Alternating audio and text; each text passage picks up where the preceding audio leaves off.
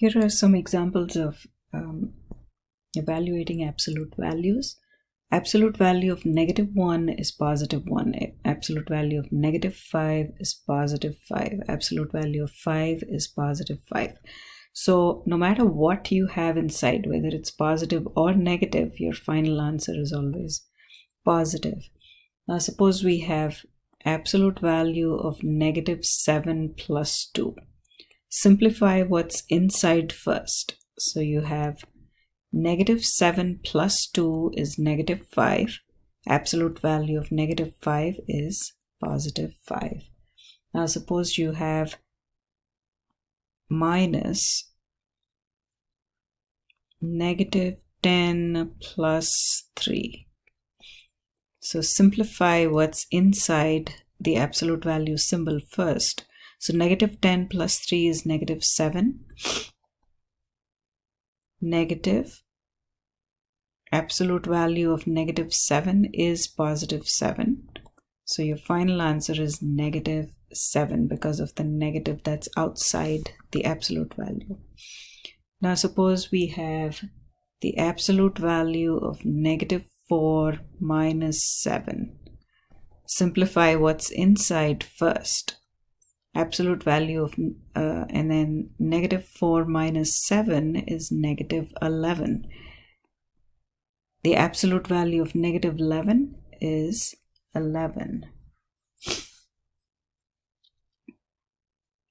Suppose we have 5 minus 2 times -14 plus 9. So this is equal to 5 minus 2 times, and now let's simplify what's inside first.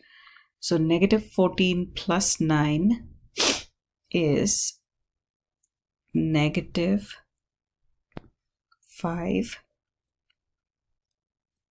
So always start with what's inside first, simplify it completely. So we have -5.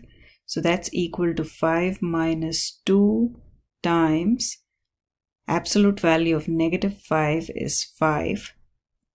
So this is equal to 5 minus, so we have a minus and we have a multiplication. So we do the multiplication first. So we have 5 minus 10, which is equal to -5. Let's do one more. 7 minus 3 times absolute value of -9 plus 5. So always start with simplifying inside first. So this is 7 minus 3 times, remember this is times, so never do the subtraction first. You're not allowed to do the 7 minus 3. You got to take care of the multiplication first before you do the subtraction. So let's simplify what's inside. -9 plus 5 is -4. So we still have to finish the multiplication. So that's 7 minus 3 times absolute value of -4 is 4.